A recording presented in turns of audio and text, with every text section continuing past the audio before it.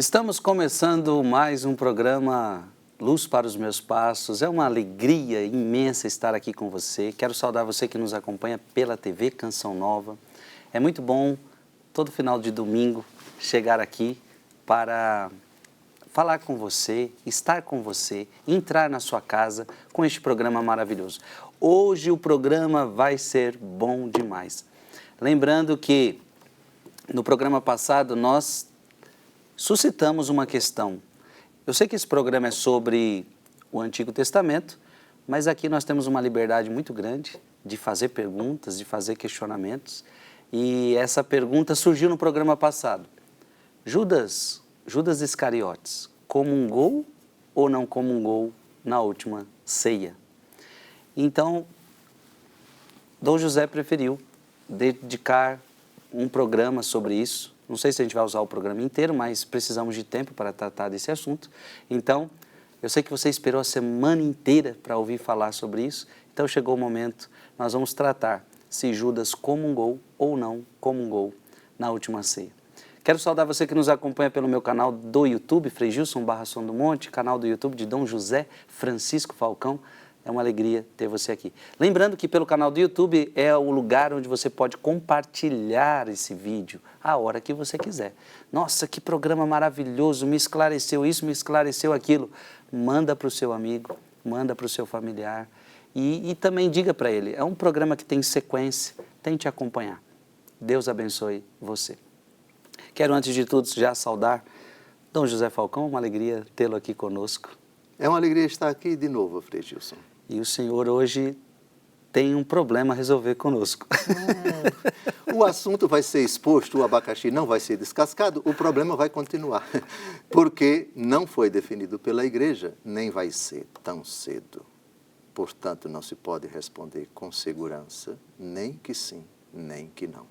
Portanto, estamos no âmbito das opiniões. E vamos evocar tanto para a opinião que diz que sim, como para a opinião que diz que não, duas autoridades de peso na Igreja Católica Apostólica Romana. Santo Agostinho diz que Judas Iscariotes não comungou. Santo Tomás de Aquino diz que ele comungou. Então, olha, o problema está aí. Judas comungou ou não comungou? Já respondeu que não vamos ter resposta. Não vai. Segura não. Em termos de opinião, sim. Agora vamos ver a opinião de dois grandes santos. E aí você, pelo que eu estou entendendo, você vai poder escolher o lado que você quer ficar. Uns vão preferir ficar. Por exemplo, eu já conheço um santo Afonso Maria de Ligório que prefere o lado de que Judas comungou, que foi a sua primeira comunhão, foi uma primeira comunhão sacrílega da história, por exemplo, e outros vão para a opinião de que não comungou. Vamos ouvir os argumentos, então quero convidar você agora, eu acho que Dom José vai nos ajudar a ver isso, os argumentos de Santo Agostinho, os argumentos de Santo Tomás de Aquino. A primeira coisa que nós devemos fazer é investigar os textos da Escritura. Somente o quarto evangelho diz que Judas Iscariotes saiu do recinto quando o diabo entrou nele. E ele recebeu o pão embebido, o pão molhado, o pão que Jesus colocou no molho. Somente São João diz isso. Mas São João não narra a instituição da Eucaristia. Isso os evangelhos sinóticos narram. Então, a narrativa da instituição da Eucaristia encontra-se no Evangelho segundo Mateus, no Evangelho segundo Marcos, no Evangelho segundo Lucas. Mas o Evangelho segundo João, nos dá essa informação, Judas saiu. A grande pergunta é, Judas saiu antes ou depois de Jesus ter instituído a Eucaristia e ter dito, tomai e comei, tomai e bebei? Vamos então a João capítulo 13, de 21 a 30. A primeira coisa que eu já pergunto para o senhor, todos os evangelistas narram a Santa Ceia no final dos seus evangelhos. Não, São João não. São João tá não, as palavras, tomai e comei, tomai e bebei, etc. Este é o cálice do meu sangue. Não. Primeiro aos Coríntios, capítulo 11, E os evangelhos sinóticos, Mateus, Marcos e Lucas. São João não narra. É claro que o discurso de despedida de Jesus, o lava-pés, o capítulo 13, que é esse daqui, Jesus lava os pés dos seus discípulos, é no contexto da Eucaristia, sem dúvida alguma. Mas a narrativa, tomai e comei, tomai e bebei, só Mateus, Marcos, Lucas e a 1 Coríntios. Então, e aí eles todos, como se fosse no final da vida de Cristo, veio a Santa Ceia. E aqui é no meio do Evangelho, né? O capítulo 13. Já 21 capítulos, sim, um pouquinho mais, além da metade, sim. Então, do 21 ao 30. Sim. Dito isso, Jesus ficou perturbado em seu espírito e declarou abertamente: em verdade vos digo, um de vós me há de trair. Os discípulos olhavam uns para os outros sem saber de quem falava. Um dos discípulos a quem Jesus amava estava à mesa reclinado ao peito de Jesus. Simão Pedro acenou-lhe para dizer-lhe: dize-nos de quem é que ele fala. Reclinando-se, esse mesmo discípulo sobre o peito de Jesus interrogou-o: Senhor, quem é? Jesus respondeu: é aquele a quem eu der o pão embebido. Em seguida molhou o pão e deu-o a Judas, filho de Simão Iscariotes. Logo que ele o engoliu, Satanás entrou nele. Jesus disse-lhe então: o que queres fazer? Faze-o depressa. Mas ninguém dos que estavam à mesa soube por que motivo lhe dissera. Pois como Judas tinha a bolsa, pensavam alguns que Jesus lhe falava: compra aquilo de que temos necessidade para a festa, ou dá alguma coisa aos pobres. Tendo Judas recebido o bocado de pão, apressou-se em sair, e era noite. Então, pão embebido é dado para Judas por Jesus. Judas engole, come o pão, Satanás entra nele. O que você tem a fazer, faça depressa. Judas se levanta e sai. É só essa informação que nós temos a respeito da presença de Judas no cenáculo, na instituição da Eucaristia, no quarto Evangelho. Ok? A pergunta é: Jesus esperou Judas sair para instituir a Eucaristia, ou instituiu a Eucaristia e Judas saiu só depois? O quarto Evangelho não responde à questão. Então, olha aqui, questão de honestidade teológica. Estamos no texto. Até aqui ficou claro a dificuldade? Muito bem. Mas a pergunta que eu já faço para o senhor é o seguinte: aqui parece ficar claro que ele engoliu. Sim, claro. Aliás, está explícito. Tendo Judas recebido o bocado de pão, apressou-se em sair. Sim? Uhum. Sim. É claro que você pode discutir. Ele recebeu, mas não comeu. Não Logo creio. que ele o engoliu, Sim. Satanás entrou nele. O 27. Logo que ele o engoliu, Satanás entrou nele. Sim, sim. Então, ele engoliu. Mas atenção, que não vamos responder agora. O que foi que ele engoliu?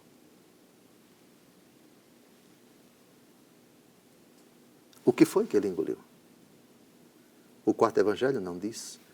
Nem diz que Jesus entregou um pão para ele. Ele engoliu e depois saiu. E só depois Jesus instituiu a Eucaristia. Essa é a questão. Entendi. No quarto Evangelho, a coisa não está clara. E agora vamos para Mateus, a coisa não vai estar clara. Vamos a Marcos, a coisa não vai estar clara. Mas Lucas vai nos dar uma outra informação. Judas está presente. Mas vamos chegar a São Lucas daqui a pouco, porque vamos a Mateus capítulo 26. É preciso, num assunto em que a Bíblia não é clara, que a gente investigue os textos. Então, digamos assim, um olhar crítico sobre as narrativas. Vamos a Mateus capítulo 26, a instituição da Eucaristia. 26, 26? 26, de 26 a 29. De 26 a 29. Durante a refeição, Jesus tomou o pão, benzeu-o, partiu-o e o deu aos discípulos, dizendo: Tomai e comei, isto é meu corpo. Tomou depois o cálice, rendeu graças e deu-lhe, dizendo: Bebei dele todos, pois isto é o meu sangue, o sangue da nova aliança, derramado por muitos homens em remissão dos pecados. Digo-vos, doravante, não beberei mais desse fruto da vinha, até o dia em que eu beberei de novo convosco no reino do meu Pai. Muito bem, aqui não fala que, só fala da ordem de Jesus para eles tomar e comer, tomar e beber e etc. Agora, tem uma informaçãozinha no versículo 30. Veja, vamos raciocinar. Na opinião de Vossa Reverendíssima, Judas saiu e ficou esperando Jesus na porta para ir com eles para o Jardim das Oliveiras? Ou Judas saiu bem primeiro para ir para os soldados, vamos atrás dele, porque ele está no Jardim das Oliveiras? Versículo 30, por favor. Depois do canto dos salmos, dirigiram-se eles para o Monte das Oliveiras. Pronto, sem Judas, é lógico, porque Judas vai conduzir os soldados até o Jardim das Oliveiras para dizer o lugar exato. Então, no versículo 30, depois do canto dos salmos, dirigiram-se eles para o Monte das Oliveiras. Isso quer dizer que na hora em que eles saíram, Judas não estava mais. A grande pergunta é, se aqui não está claro, Judas, segundo a narrativa de Mateus, estava ainda no recinto ou não? Pelo versículo 30, leia de novo o versículo 30. Depois do canto dos salmos, dirigiram-se eles para o Monte das Oliveiras. Parece que não estava, correto? O que reforçaria a tese de que, na hora da instituição da Eucaristia, Judas já não estava mais. Ficou claro, Frei Gilson? Mas ainda não resolvemos o problema. Saímos de João, passamos em Mateus, vamos a Marcos. Capítulo 14. 22. De 22 até o 26. Durante a refeição, Jesus tomou o pão e, depois de o benzer, partiu-o e deu-lhe, dizendo: Tomai, isto é o meu corpo. Em seguida tomou o cálice, deu graças e apresentou-lhe, e todos dele beberam. E disse-lhes: Isto é o meu sangue? Só o que não diz é se Judas estava presente, por causa do versículo 26. O versículo 26 é que é problemático para quem acha que Judas estava na hora. Por favor. E disse-lhes: Isto é o meu sangue, o sangue da aliança que é derramado por muitos.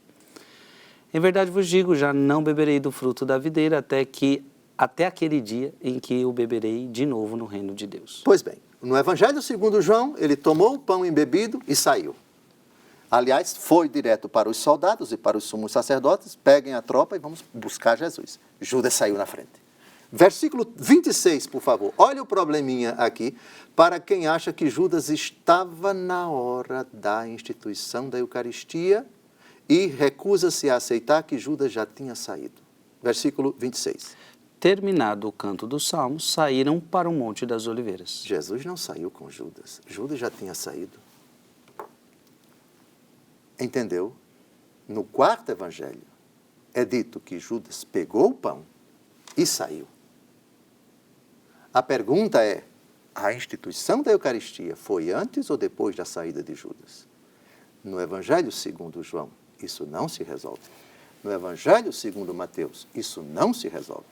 No Evangelho segundo Marcos, isso não se resolve. Mas Lucas diz uma outra coisa. Evangelho segundo Lucas, capítulo 22, versículos 14 até o versículo 23. Diga. Chegada que foi a hora, Jesus pôs-se à mesa e com ele os apóstolos. Disse-lhes: Tenho desejado ardentemente comer convosco esta Páscoa antes de sofrer. Pois vos digo, não tornarei a comê-la até que ela se cumpra no reino de Deus. Pegando o cálice, deu graças e disse: Tomai este cálice e distribuiu entre vós. Pois vos digo, já não tornarei a beber do fruto da videira até que venha o reino de Deus. Tomou em seguida o pão E depois de ter dado graças, partiu-o e deu-lhe, dizendo: isto é o meu corpo, que é dado por vós, fazei isto em memória de mim. Do mesmo modo, tomou também o cálice, depois de cear, dizendo: este cálice é a nova aliança em meu sangue, que é derramado por vós. Agora vem a prova de que Judas Iscariotes estava realmente à mesa. Leia o versículo 21. Entretanto, eis que a mão de quem me trai está à mesa comigo. O Filho do Homem vai, segundo o que está determinado, mas ai daquele homem por quem ele é traído. Perguntavam então os discípulos entre si quem deles seria o que tal haveria de fazer. Aqui não deixa dúvida. Quando Jesus diz, tomai, comei, tomai e bebei, Judas estava presente.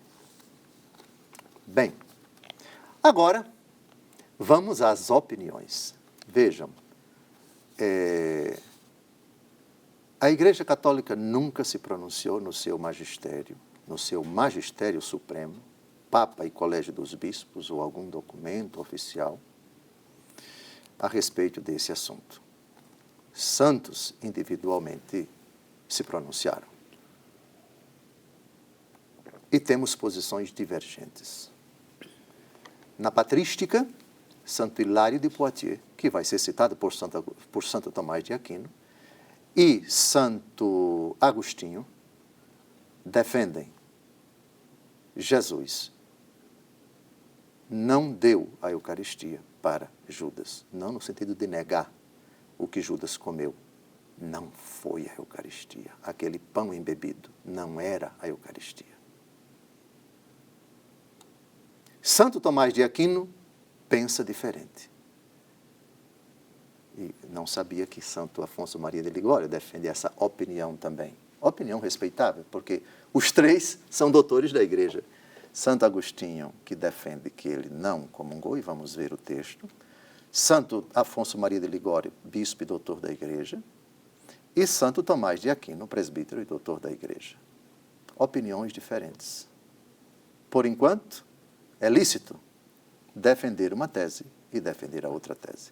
Vamos começar por Santo Agostinho? Vamos. Vamos. Santo Agostinho tem uma obra publicada em português, aqui no Brasil, uma coleção verde, da editora Paulo, se não me engano. Sim. Acho que é volume 50, 51, eu tenho aquela coleção toda. Comentário ao Evangelho segundo João, tratado 62, parágrafos de 1 a 3.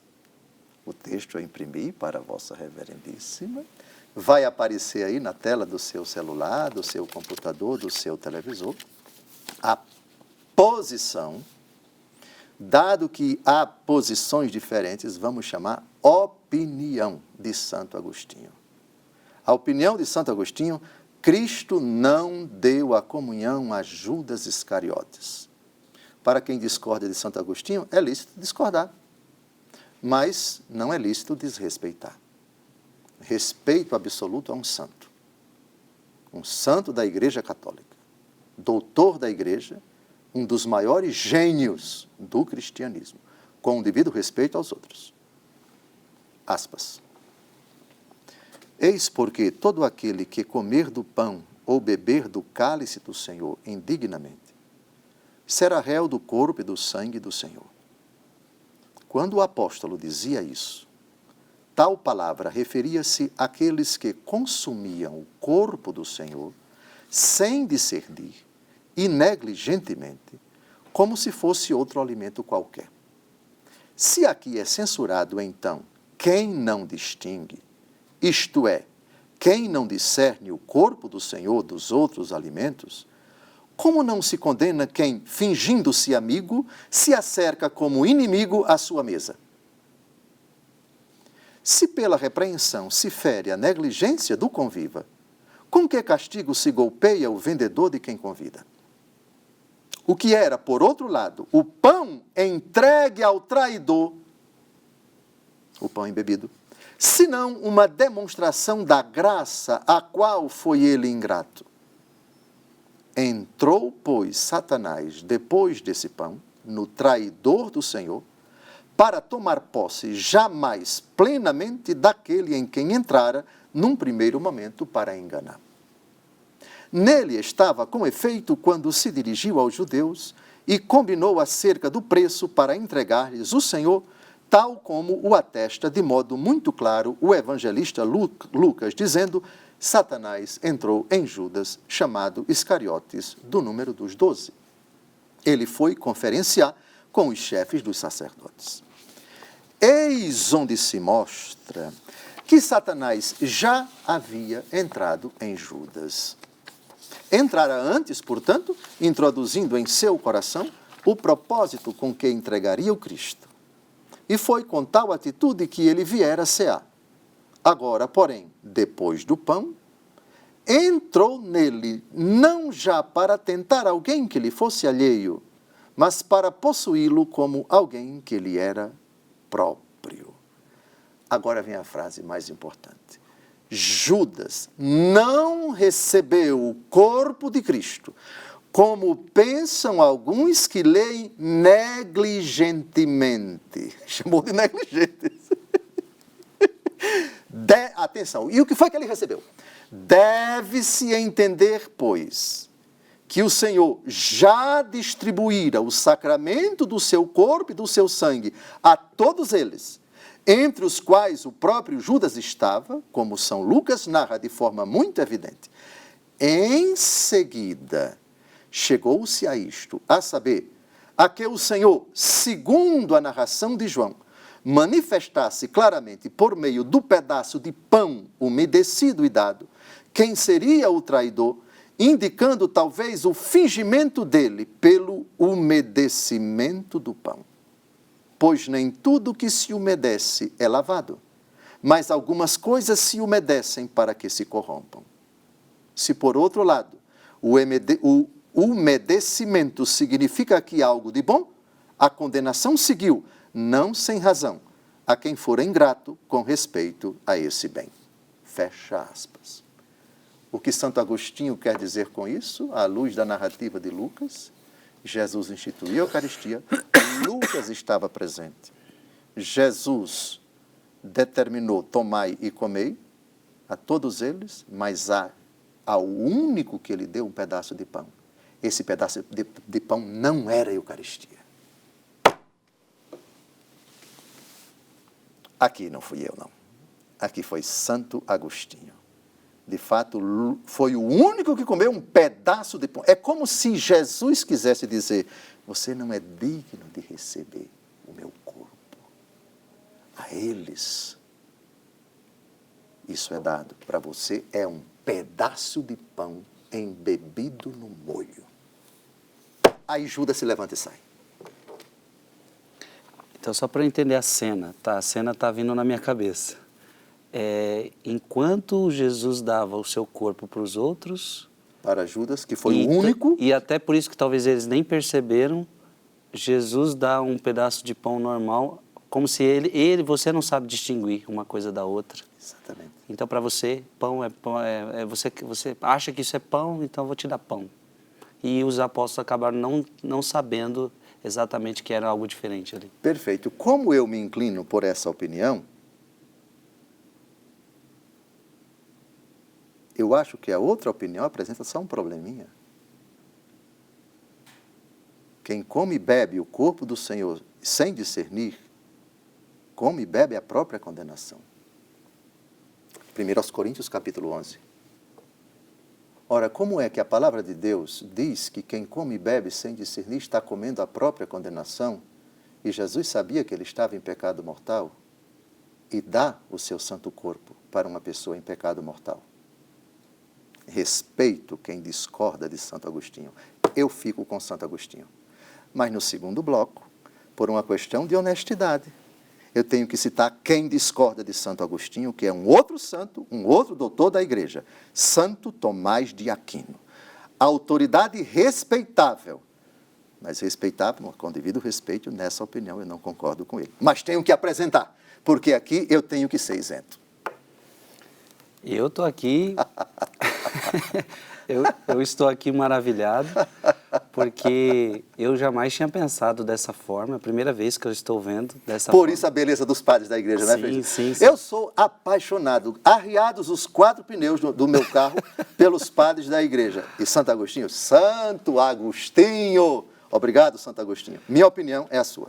Aliás, a sua opinião é a minha. É um dado muito inteligente. Então, não é um dado solto, eu acho que é isso. Não. Ele investigou os evangelhos, ele fez uma pesquisa, ele meditou, ele chegou a essa conclusão com muito estudo. E tem muita verdade no que nós estamos ouvindo aqui. Eu já estou curioso agora em saber o que Tomás vai falar, que vai pensar diferente de Agostinho. Então, olha, conselho para você, não saia daí, vamos para um breve intervalo e a gente já retorna.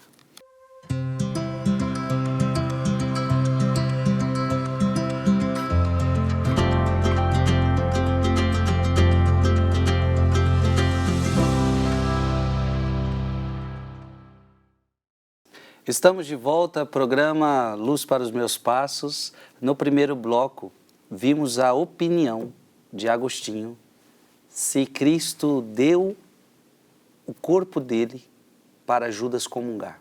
E a opinião de Agostinho é que não. O que Jesus deu para ele foi um pão normal, embebido, porque Jesus, sabendo do seu pecado, não o vê digno para receber a Eucaristia. Esta é a opinião de Agostinho. E agora, nesse segundo bloco, vamos contrapor isso com uma outra opinião, a de Santo Tomás de Aquino, que tem uma outra opinião. E os dois se respeitam, os dois, se estivessem no mesmo tempo, seriam amigos. Mas é bom agora a gente saber. Eu já quero saber, e você? Qual é a outra opinião? E, segundo Tomás, parece que a Tomás já acredita que Cristo deu a comunhão para Judas Iscariotes. Disse bem, Frei Gilson, a opinião de Santo Tomás de Aquino. A palavra é opinião, porque a igreja não bateu o martelo, a igreja nunca se pronunciou oficialmente sobre esse assunto. Isso significa que é legítimo você se valer da autoridade dos doutores da igreja. E Santo Agostinho é um deles. E Santo Tomás de Aquino é outro deles. E também dos que defendem que não com Santo Agostinho, e dos que defendem que sim com Santo Tomás de Aquino. Santo Tomás de Aquino aborda essa questão na terceira parte da sua magnífica obra, chamada Suma Teológica, na questão 81, artigo 2º. O raciocínio na Suma Teológica de Santo Agostinho é muito interessante. Ele primeiro apresenta a tese contrária, parece que tal coisa. Apresenta os argumentos de quem defende essa tese. Certo. Depois ele diz, em contrário, ele defende a tese dele, aí derruba os argumentos apresentados para a tese contrária, exposta no título. Muito interessante o raciocínio, bem, né? Didático. Lógico, bem didático. Muito bem, aqui está, já temos a Suma Teológica em língua portuguesa, no Brasil. Digite Suma Teológica, bilíngue, o texto latino do lado de cá, o texto de língua portuguesa do lado de lá. Muito bem, vamos ao texto. Parece que Cristo não deu o seu corpo a Judas. Primeiro, pois como lemos no Evangelho, depois de ter o Senhor dado o seu corpo e o seu sangue aos discípulos, disse-lhes, não beberei mais deste fruto da vida, até aquele dia em que eu beberei de novo convosco no reino de meu Pai. Donde se conclui que aqueles a quem deu o seu corpo e o seu sangue, de novo haviam de beber com ele. Ora, Cristo não o bebeu de novo com ele, logo não recebeu com os outros discípulos o corpo e o sangue de Cristo. Segundo, demais, o Senhor cumpriu o que mandou, segundo aquilo da Escritura, começou Jesus a fazer e a ensinar. Mas ele próprio ordenou, não deis aos cães o que é santo. Logo, sabendo que Judas era pecador, parece que não lhe deu o seu corpo nem o seu sangue. Terceiro, Demais, o Evangelho narra em particular que Cristo deu a Judas o pão embebido. Se, portanto, deu-lhe o seu corpo, parece que lhe deu como um bocado. Tanto mais quanto lemos no mesmo lugar que atrás do bocado entrou nele Satanás. Ao que diz Agostinho, daqui aprendamos o quanto devemos nos acautelar de receber mal o bem. Se, pois, é condenado quem não distingue, isto é, não discerne dos outros alimentos, o corpo de Cristo, como não o será quem, fingindo-se-lhe amigo, achega-se-lhe à mesa como inimigo? Ora, como o bocado molhado não recebeu o corpo de Cristo, como adverte Agostinho, comentando aqui do Evangelho, tendo molhado o pão, deu-o a Judas, filho de Simão Iscariotes. Mas então Judas não recebeu o corpo de Cristo, como o pensam certos que leem desatentamente, ou negligentemente, como já lemos. Logo, parece que Judas não recebeu o corpo de Cristo. Mas, em contrário, agora já é a tese de Santo Tomás. Não, então Tomás fala de Agostinho na sua tese. Sim. Ele traz o argumento de Agostinho. Perfeito. Mas, para contestá-lo. Sim. E tem outro doutor da igreja, São João Crisóstomo, que diz que Jesus comungou. E ele vai ser citado aqui por Santo Tomás. Mas, em contrário, diz Crisóstomo, Judas, sendo participante dos mistérios, não se converteu. Por isso, mais monstruoso se lhe tornou o crime, tanto por ter se achegado ao sacramento, portanto, ele comungou, cheio já do seu mau propósito, como por não se ter tornado melhor, achegando-se a ele, nem pelo medo, nem pelo benefício, nem pela honra. Solução. Hilário, Santo Hilário de Poitiers, afirmou que Cristo não deu a Judas nem o seu corpo, nem o seu sangue. Outro santo, outro padre da igreja. O que teria sido conveniente, considerada a malícia de Judas. Mas como Cristo devia ser-nos um exemplo de justiça, não lhe convinha ao magistério separar Judas, pecador oculto, sem acusador e provas evidentes, da comunhão dos outros, a fim de não dar por aí aos prelados da igreja o exemplo pelo qual procedessem semelhantemente. E para que o próprio Judas, exasperado com isso, não tirasse daí ocasião de pecar. Por onde devemos concluir que Judas recebeu, com os outros discípulos, o corpo e o sangue do Senhor, como diz Dionísio e Agostinho. Donde a resposta à primeira objeção. Essa é a razão de Hilário para mostrar que Judas não recebeu o corpo de Cristo, mas não é cogente, ou seja, não é convincente, porque Cristo fala aos discípulos de cujo colégio Judas se separou, sem que Cristo tivesse excluído, por onde Cristo, da sua parte, também com Judas, bebe o vinho no reino de Deus. Mas esse convite, o próprio Judas o repudia. Resposta à segunda objeção. Cristo, como Deus, conhecia a nequícia de Judas, mas não a conhecia ao modo por que os homens conhecem. Por isso, não excluiu a Judas da comunhão, para dar o exemplo aos outros sacerdotes de não excluírem tais pecadores ocultos. Pecadores ocultos. Resposta à terceira objeção. Sem dúvida, Judas, comendo o pão molhado, não recebeu o corpo de Cristo, mas um simples pão. Mas, talvez, adverte Agostinho, o pão molhado significa o fingimento de Judas. Assim, certas coisas se molham para mudarem de cor.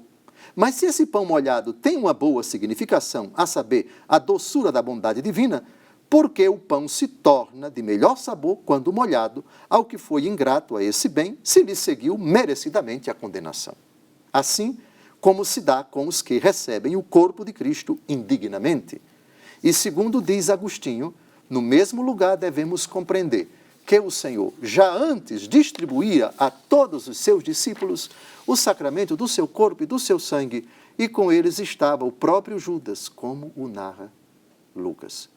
Mas depois, segundo a narração de João, veio o Senhor a revelar o seu traidor pelo bocado molhado que lhe deu. Pronto, está a posição de Tomás. Católicos, sustentai uma opinião ou outra opinião. Quem sustenta uma tem uma autoridade grande defendendo sua opinião. Quem defende a outra posição tem autoridade grande defendendo sua opinião. Quem acha que Judas Iscariotes não comungou tem o respaldo de dois santos. Santo Agostinho, bispo e doutor da Igreja, e Santo Hilário de Poitiers, também padre da Igreja. Quem acha que Judas Iscariotes comungou, tem o respaldo da posição de Santo Tomás de Aquino, presbítero e doutor da Igreja, e a autoridade de São João Crisóstomo, bispo e doutor da Igreja. Ficou claro, Dom José. De fato, creio que muitos de nós não tínhamos parado para pensar nisso. Ou então, eu acho que era mais evidente para a maioria, de que ele comungou, está todo mundo comungando, ele comungou, acho que isso é o mais evidente para todo mundo. E foi importante para mim, foi importante para você, ouvir a opinião de dois grandes santos, e as duas são muito válidas, e as duas trazem grandes ensinamentos, e é um tipo de coisa que não altera a nossa fé, não altera em nada o dado da revelação, não altera em nada o mais importante, que Jesus está presente na Eucaristia, por exemplo, que Jesus instituiu a Santa Missa, coisas do tipo. Vamos seguir, podemos seguir, Dom José, então, o nosso assunto. Sim. Eu creio que essa questão, como o senhor mesmo disse, é um abacaxi que vai ficar sem descascar. Sem descascar. Porque agora cada um se posicione para o lado, tranquilamente, do lado que quer, com a opinião que quer, desde que haja respeito com esses grandes santos. Aqui eu me sinto na obrigação de emitir a minha opinião, com o devido imenso respeito a Santo Tomás de Aquino. Me alinho, me afino, me identifico com a opinião do grande Agostinho, respeitando quem discorda de mim, mas me inclino por ela, a opinião de Agostinho e de Santo Hilário de Poitiers. Ou seja, Judas Iscariotes não recebeu a Eucaristia. Aí só uma perguntinha para encerrar. Nessa opinião de Agostinho, ele não recebe a Eucaristia? Mas nessa opinião de Agostinho, ele também não se torna padre? Ele não é ordenado? A fé da Igreja professa que os dois sacramentos foram instituídos no mesmo momento. Isto é o meu corpo, este é o cálice do meu sangue. Integram as palavras, a forma do sacramento da Eucaristia. Mas nessa mesma frase, fazei isto em memória de mim. Essa frase ela é central para a instituição do sacramento da ordem. O sacramento da ordem é instituído no mesmo momento. Quinta-feira Santa, a ceia pascal, nós celebramos dois no sentido estrito, Eucaristia e ordem, e o mandamento novo, que é o mandamento do amor. Se Judas estava presente, conforme diz o Evangelho segundo Lucas, sim. Se ele estava presente na Eucaristia, o poder de consagrar, ele tem aí no momento em que Jesus institui a Sagrada Eucaristia. A instituição do sacramento da ordem, é no momento da celebração da Eucaristia. Então, as palavras de Jesus se aplicam aos 11 e se aplicam também a Judas Iscariotes. Uhum. Sim, porque na versão de São Lucas ele estava presente. Portanto, a ordem, Jesus não excluiu nenhum deles, o que, obviamente, tomai todos vós, não é? Todos, o que não excluiria o apóstolo Judas, aí é que entra a divergência, né? Santo Tomás de Aquino diz, ele comungou. Santo Agostinho diz, ele não comungou. Isso, enquanto a igreja não se posiciona, é legítimo você defender que Judas comungou e que Judas não comungou.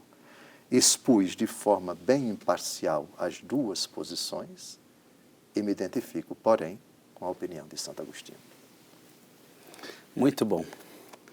Dom José, nós estamos tratando sobre tradição, né?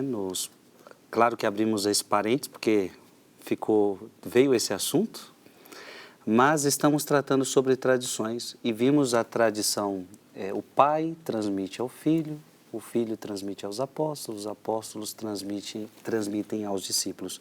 A pergunta é, vemos que, isso já perguntei para o senhor, Jesus teve dificuldade de transmitir algumas coisas porque as tradições dos judeus parece que eram fortes ali. E a pergunta é se a igreja primitiva também enfrentou o mesmo problema que Jesus. Para transmitir o evangelho, eles também tiveram aqueles problemas de se deparar com as tradições judaicas? Sim, temos uma prova disso na carta que o apóstolo Paulo escreve aos Colossenses. São Paulo fala de tradições humanas. O termo é bem abrangente e tanto pode significar tradições oriundas do judaísmo, como tradições oriundas do paganismo. Uhum. Não é? Quando ele diz, nessa mesma carta aos Colossenses, acho que capítulo 2, versículo 17, se não me engano, ninguém vos importune por questões de luas novas, de sábados, etc. A realidade é Cristo, o sábado é sombra e a realidade é Cristo. Discute-se se são tradições apenas judaicas, oriundas do judaísmo, como, por exemplo, observar os sábados, certas festas, certos preceitos, etc., que estão associados ao judaísmo e especificamente à interpretação de escribas, fariseus, doutores da lei, ou se também havia tradições oriundas do paganismo. Lembre-se que a igreja, naquele tempo, ela era constituída, basicamente, de cristãos oriundos do paganismo, pagãos que se converteram, e cristãos oriundos do judaísmo, judeus que se converteram, os chamados judaizantes. Vamos ver Colossenses capítulo 2, versículo 8. Parece, eu me inclino que essa expressão que Vossa Reverendíssima vai ler, esse texto que vai aparecer aí agora na tela do seu computador, do seu celular, do seu televisor, inclui tradições humanas de filosofias pagãs. Claro, filosofia grega, estoicismo, aristotelismo, platonismo, enfim, não digo tanto da própria doutrina original desses filósofos, não é? Platão enquanto tal, mas os platonistas, Aristóteles enquanto tal, mas os aristotelistas, o estoicismo e tantas outras doutrinas, não é? Vamos ao texto, que parece que essas tradições humanas, São Paulo quis englobar tradições oriundas do judaísmo e tradições oriundas do paganismo. Estai de sobreaviso, para que ninguém vos engane com filosofias e vãos sofismas, baseados nas tradições humanas, nos rudimentos do mundo, em vez de se apoiar em Cristo. Como aqui temos filosofias, sofismas, e não se diz de onde vêm essas filosofias, não podemos excluir as filosofias do mundo romano, mais ainda do mundo grego, não é? Filosofias que pululavam naquele tempo, né? Então, sim, tradições humanas. No versículo, ainda nesse capítulo, Frei Gilson, nos versículos 16 a 17, nós temos aqui um exemplozinho, leia, por favor. Ninguém, pois, vos critique por causa de comida ou bebida, ou espécies de festas, ou de luas novas, ou de sábados. Tudo isso não é mais que sombra do que devia vir, a realidade é Cristo. Interessante, a respeito do sábado, né? O sábado é sombra. Nós respeitamos imensamente aqueles que santificam o sétimo dia, mas sombra. A realidade é Cristo. Nós santificamos o primeiro dia da semana. Dia que na Bíblia, uma única vez, Apocalipse capítulo 1, versículo 10, é chamado de Kyriake Hemera, em grego, dia do Senhor. A palavra domingo significa dia do Senhor. É o primeiro dia da semana. Dia em que a igreja já celebrava a Eucaristia. Atos capítulo 20, versículo 7, 1 Coríntios capítulo 16, versículo 2 e Apocalipse capítulo 1, versículo 10. O dia da vitória de Cristo sobre a morte. Bem, então, nós temos aqui comida, bebida, festas, luas novas, sábados, são realidades que tocam o judaísmo, sobretudo, mas também, mutatis mutandis, elas eram, digamos assim, comemoradas no mundo pagão. Uhum. Sim. Tinha sim essas tradições humanas. São Paulo, então, pede para os cristãos tomarem cuidado com essas realidades, porque Cristo é a realidade. A realidade é Cristo, não mais essas tradições humanas. Ficou claro.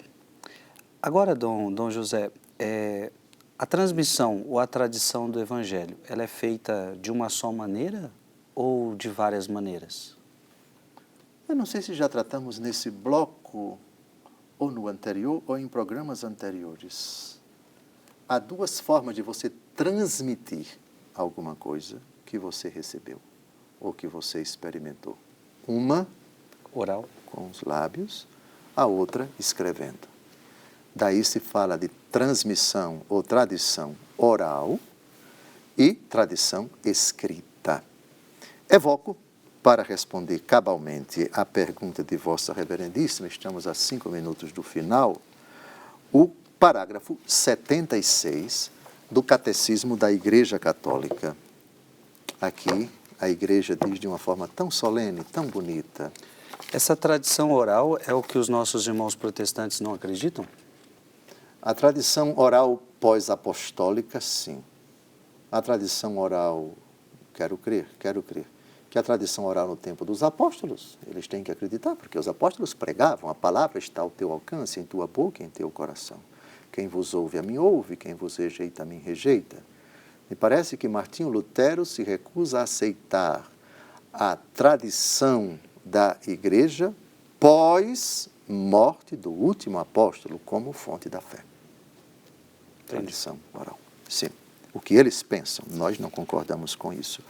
Parágrafo 76, esse parágrafo muito bonito vai aparecer aí, ele responde cabalmente a pergunta de Frei Gilson. A transmissão do Evangelho, segundo a ordem do Senhor, fez-se de duas maneiras. Oralmente, pelos apóstolos, que na pregação oral, por exemplos e ações, transmitiram aquelas coisas que ou receberam das palavras, da convivência e das obras de Cristo, ou aprenderam das sugestões do Espírito Santo. Por escrito, como também por aqueles apóstolos e varões apostólicos que, sob inspiração do mesmo Espírito Santo, puseram por escrito a mensagem da salvação. Pronto, então o catecismo coloca essas duas modalidades de transmissão, oral e por escrito, e coloca na ordem cronológica. Na ordem cronológica. Primeiro a igreja não escreve, primeiro a igreja prega, primeiro a igreja proclama, a partir de Pentecostes. Coloca-se isso por escrito posteriormente e paulatinamente. É assim que vai se formando o Novo Testamento, até o final do século I.